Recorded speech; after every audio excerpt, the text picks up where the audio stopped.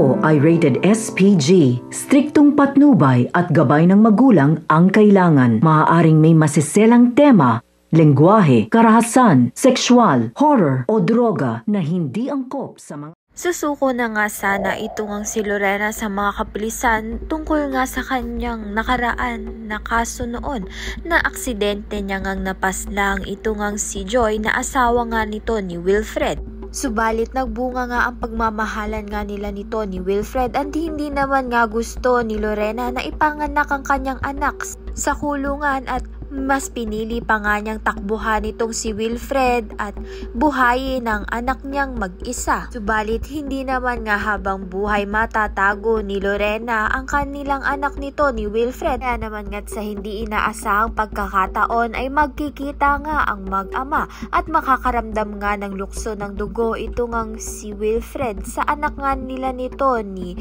Lorena. Ngunit tinatanggi pa nga ni Lorena na anak nga yon ni Wilfred. Ngunit handa naman nga raw ito ngang si Wilfred na panagutan ng kanilang anak. Kaya naman nga't yan at iba pa ang dapat nating pakaabangan. Maraming salamat sa iyong panonood.